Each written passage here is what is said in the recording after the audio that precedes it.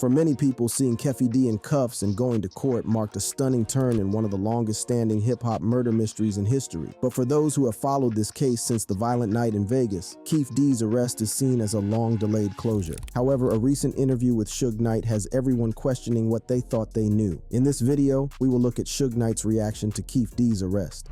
Suge Knight's reaction. On September 28, 2023, news came from the Associated Press that Dwayne KEEFE Davis was arrested at his home in Las Vegas, Nevada. The exact charges against him were initially unclear, as two reliable sources familiar with the arrest mentioned. During a press briefing, Steve Wolfson, who is the district attorney of Clark County, revealed that KEEFE has been charged with murder for using a deadly weapon and other crimes connected to gang activities. As the press gathered to gobble up the juicy details, they learned KEEFE was destined for a court date in the coming days. The DA said a grand jury had been brewing up evidence for months, and they'd cooked up enough to file some serious charges.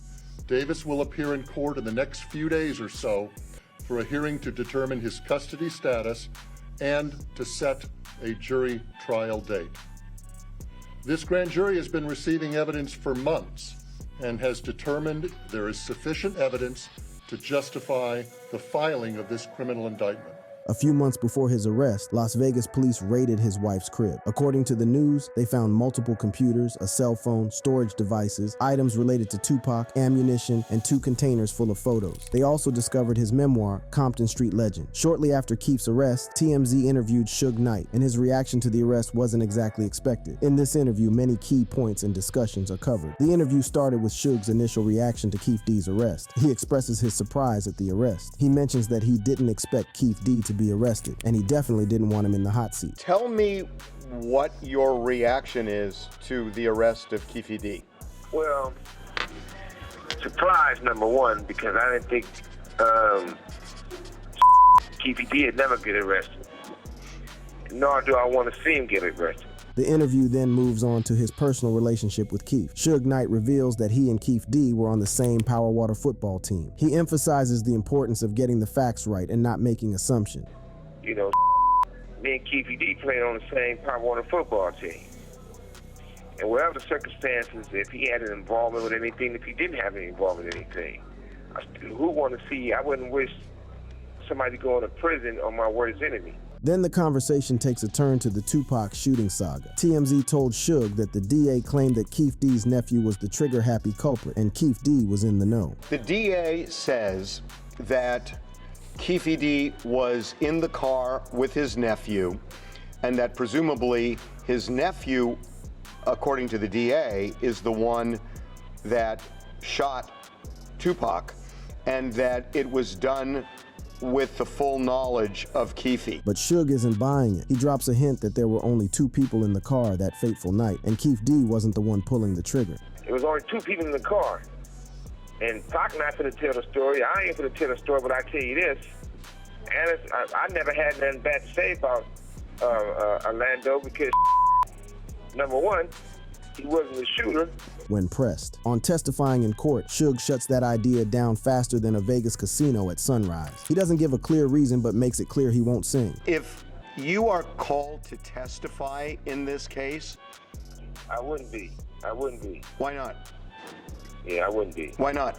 Well, number one, because I'm not going to get on the stand and testify on somebody for what? Suge also rubbishes the theory that Orlando was out for Tupac's blood due to a previous altercation, suggesting he wasn't the shooter. But he doesn't spill the beans on who he thinks the real shooter might be. To summarize, you are saying Orlando was not the shooter, and you are saying that if you're called to testify by either side, you will not comply, you will not testify.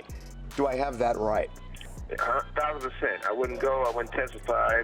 In a nutshell, Suge Knight won't confirm Orlando as the shooter, won't point fingers at KEEFE and says no to testifying. The man staying far away from this legal drama, leaving us all with more questions than answers. As expected, many people reacted to this interview. Someone said, why would Suge testify in the first place? How is testifying going to benefit him? If anything, it would make his situation worse because he would be a snitch behind bars. Another person said, y'all wasting y'all time trying to get a confession out of Suge, LOL. Another said something I believe we can all agree with. They said, rule number 1, never believe a word Suge Knight says. But before we talk about this, let's look at this interesting take dropped by someone on Twitter. They said, KEEFE D been saying it was his nephew who did it for years. He was in the car with his nephew and 2 other guys that night. Later on, he was about to be charged with drug trafficking. So he did a proffer so he could get out of those charges. A proffer is a 100% sworn testimony and truth of what actually happened in said situation at hand in exchange for not being charged with trafficking. This was recorded and later used against him. I just really don't see why he would lie about who shot Tupac if he'd been known it was his nephew and he'd been dead for a minute anyway. In the legal world, a proffer is when someone, like a defendant or a witness, talks to the prosecution or law enforcement in a criminal case. They share what they know in exchange for favors, like a lighter punishment, protection from prosecution, or other perks. Proffers often come up in discussions and deals when working out criminal cases. In KEEFE D's case, he talked to the LAPD in a secret police interview. During this interview, KEEFE D seems to have shared information about Tupac Shakur's murder. He got something in return for this information, like not getting prosecuted or facing a less severe punishment for his own legal issues. You see, this makes sense because KEEFE D hasn't kept quiet about his involvement in Tupac's murder. This is most likely because he knew he wouldn't be prosecuted. For instance, in 2018, after he was diagnosed with cancer, he disclosed some information during an interview on a BET show. He admitted that he was in the front seat of the Cadillac during the shooting. He also mentioned that his nephew, Anderson, was in the back seat. However, he chose not to reveal who the shooter was, stating that he was following the unwritten rules of the streets. In his 2019 memoir, KEEFE shared that he had already given this information in private meetings with federal and local authorities nearly a decade before that. These authorities were looking into the possible connection between the murder of Tupac Shakur and the drive-by shooting of his rap rival, Biggie Smalls. KEEFE claimed that the authorities struck a deal with him. They promised to drop the charges against him if he cooperated and provided information about what happened during Tupac's shooting. In return, they would halt the grand jury proceedings and dismiss his indictment. KEEFE D, who was facing charges for alleged murders and criminal enterprise at the time, accepted the deal and shared the information, which ultimately led to no one being prosecuted. There was also a part of his book where he hinted that Tupac's murder was retaliation for messing with his nephew, Orlando Anderson. He said, "At this point in my life, I can say that I have a deep sense of remorse for what happened to Tupac. He was a talented artist with tons of potential to impact the world. I hate that Tupac's family, friends, and fans, especially his mother, Afeni Shakur, had to go through the pain of losing her son. It's terrible losing people like that. I know that pain too well. However, I stand firm on the point that Tupac, Suge Knight, and the rest of those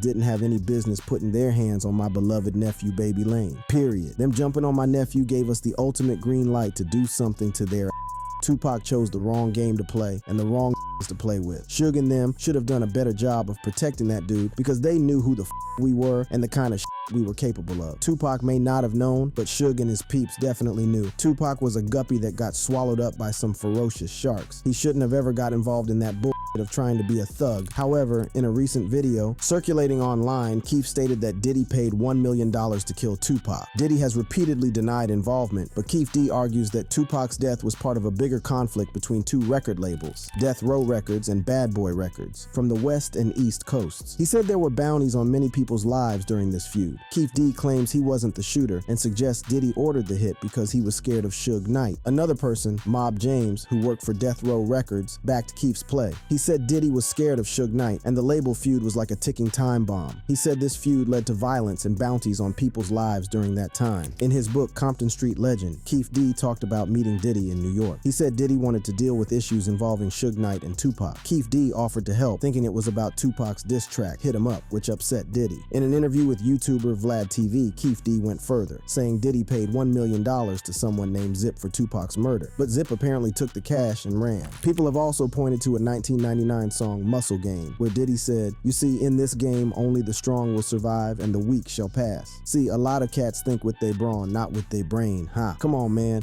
With me, I'll drop $1 million on your head, erase you and your whole family, Come on, now that's muscle. Many people don't think these lyrics are a coincidence. According to the transcript from the grand jury, a former member of the Southside Crips, who was connected to KEEFE, explained why Tupac and Diddy started to have problems. He said it began when Tupac accused Diddy and Biggie Smalls of being involved in a previous shooting against him. Let's look inside the East Coast versus West Coast rivalry that started all this.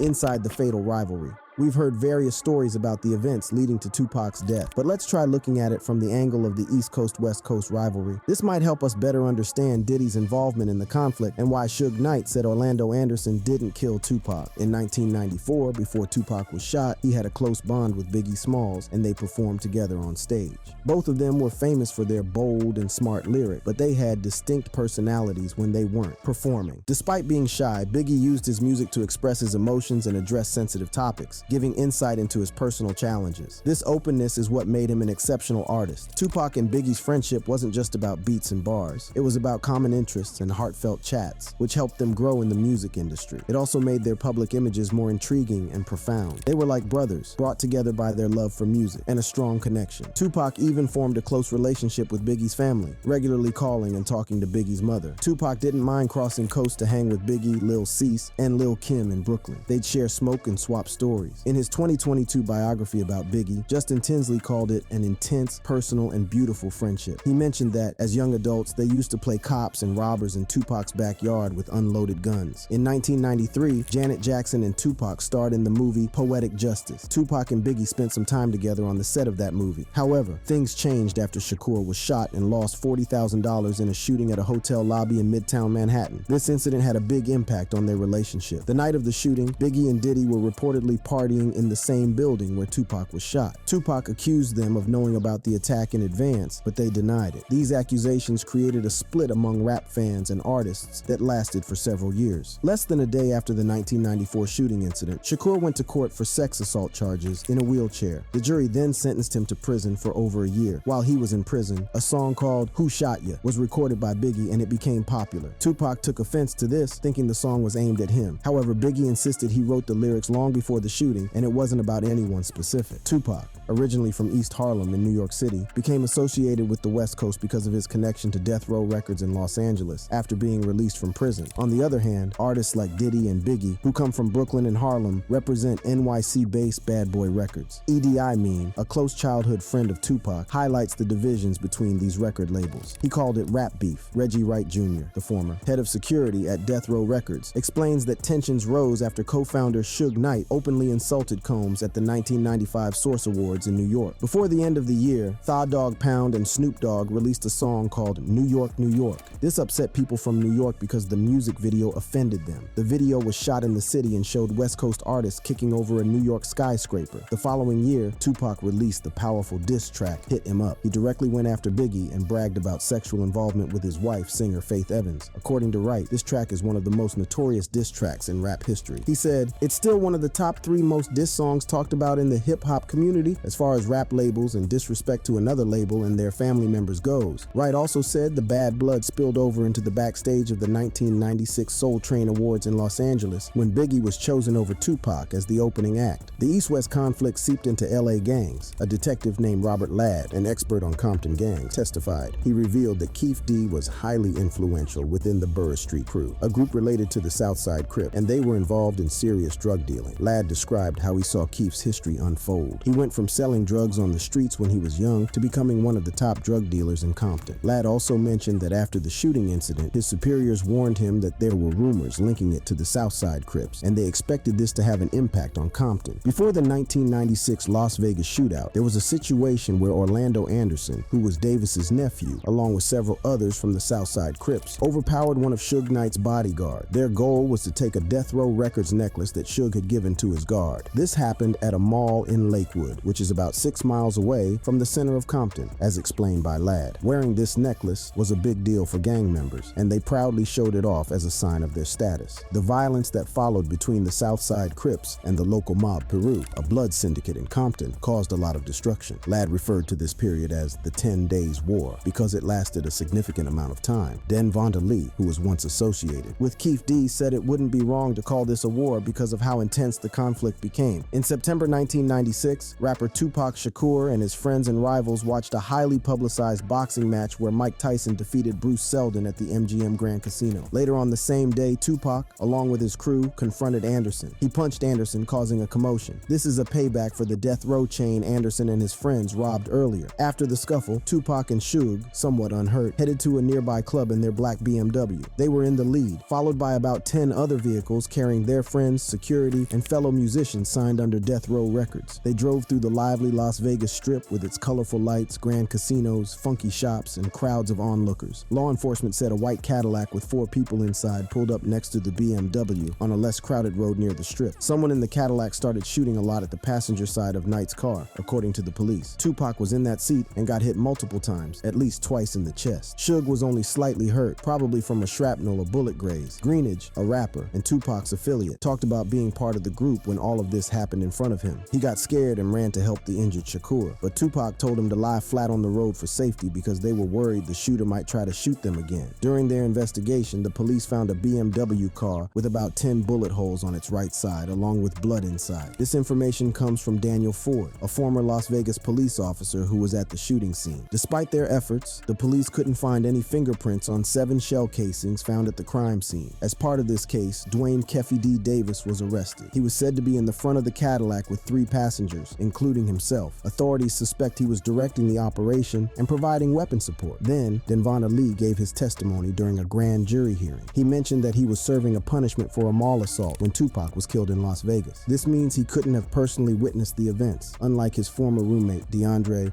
"Big Dre" Smith, who was seated in the back of the same Cadillac. According to Big Dre's account, as told by Lee, KEEFE D initially handed the gun to his cousin Anderson. However, Anderson didn't have a clear shot, so Big Dre took the gun from Anderson and began firing. Lee explained that Anderson was wrongly given credit for this action. Lee said when Davis passed the firearm to Orlando didn't have a clear shot. Big Dre is 6'6". At this time, he's 370, 400. He's big, and you're not going to be able to lean over a big guy like that and get, my time of knowing things, doing. You're not going to reach over like that because shells would have been popping all in Big Dre's face and all kind of stuff. He can't bend down or anything. He's too big. This revelation supported Suge Knight's claims all along. Orlando Anderson met his demise in a Compton shootout in 1998, followed by Big Dre's passing due to health issues in 2004. In 2015, Terrence "Bubble Up" Brown, who was driving that ill-fated night, died in a medical marijuana store in Compton. KEEFE D remained the last man standing. Lee emphasized that KEEFE handled everything until the moment the weapon ended up in Big Dre's possession and Tupac was killed. Lee described himself and the others with KEEFE D in the Cadillac as pawns following KEEFE's orders. The prosecutor then asked him if he would follow an order if it came directly from KEEFE D. Lee replied, at that time, yes. Tupac's death had a profound impact on Biggie. The author of his 2022 biography, Tinsley, admitted that someone close to Biggie mentioned how deeply Tupac's death affected him emotionally. Tinsley said Biggie had always hoped he and Tupac would have the chance to make amends. Tinsley also shared that Biggie had a fear, wondering if Tupac, who seemed invulnerable, could lose his life, then he's not safe too. Tragically, just 6 months later, Biggie met a similar fate on March 9, 1997. He was shot in a drive-by shooting while leaving a music event, which happened in the upscale neighborhoods at the center of Los Angeles. Amidst all these complicated events, Denvanta Lee's revelation made us question our belief that Orlando Anderson was the one who fired those shots. If it turns out that Big Dre was the person who killed Tupac, it could mean that maybe, for the first time, Suge Knight was actually telling the truth. Remember the earlier comment where someone said, rule number 1, never believe a word Suge Knight says? That's because Suge Knight has given at least 2 different explanations about the incident.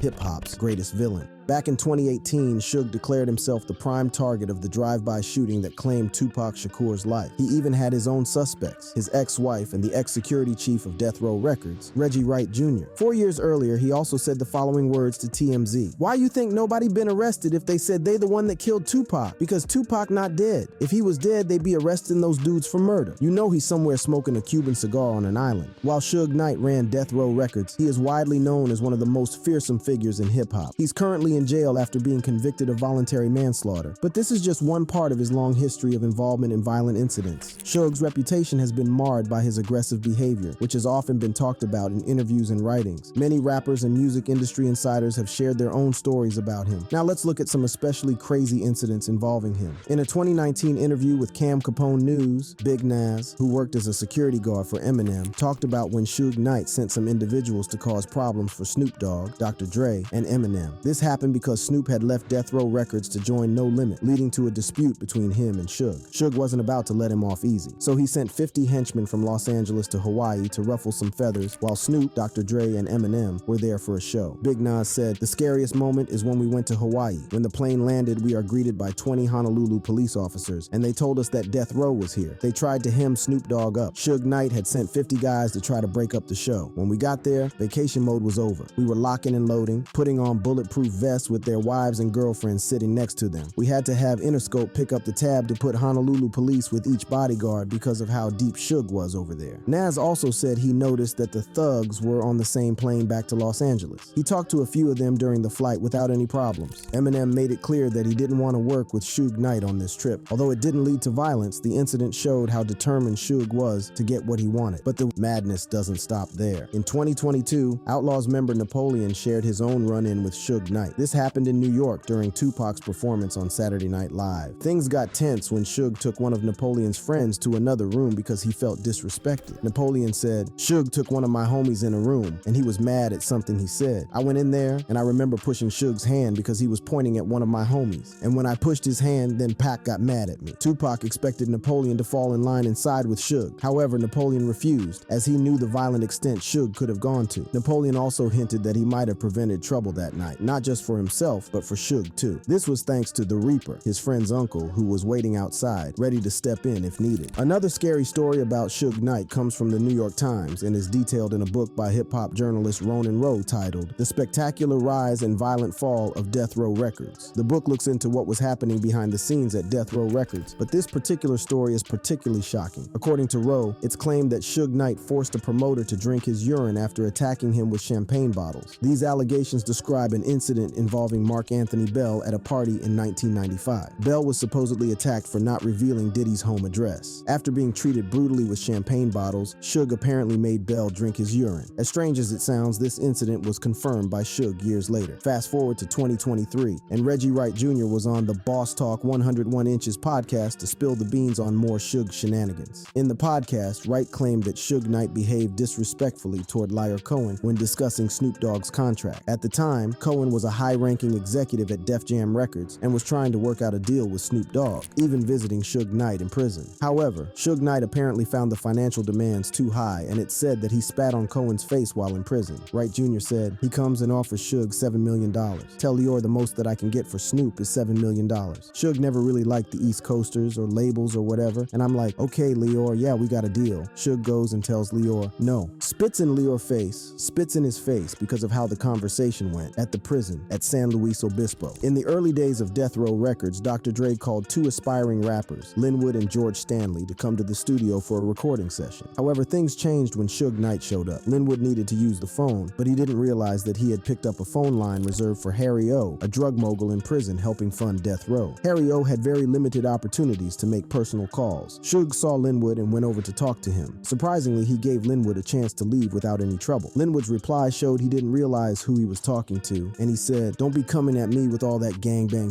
I'm not from LA." Suge Knight used a gun to threaten the Stanley brothers. He made them undress to their underwear, fired a shot to scare them, and physically hurt them. He also took their ID cards, so they couldn't easily report him. After they left Death Row Studios with signs of abuse, Linwood and George Stanley took legal action against Suge Knight. To defend himself in court, Suge secured a record contract for the prosecutor's daughter, Gina Longo. She went on to be the only white recording artist at Death Row Records at the time. Suge did this to have leverage over her father, Larry Longo, who then lost his job with the Los Angeles District Attorney's Office. But Suge got off easily. There's one particular story about Suge Knight that is surprisingly touching when compared to his usual tough image. Despite his reputation for violence, Suge seemed to have a deep affection for Tupac. Irv Gotti first shared this story on Vlad TV, and Ja Rule later confirmed it in an interview with 2-5. When Suge first met him, he was so reminded of Tupac that he started crying. Ja Rule said, "It was an emotional moment for Suge because I think he's seen qualities in me that I guess he's seen in Pac. And then actually meeting me, we had, I guess, similar energy to him because he asked me a question, and when I answered, he said, 'Yo, that's exactly what Pac said.' And he got real emotional. This is real shit."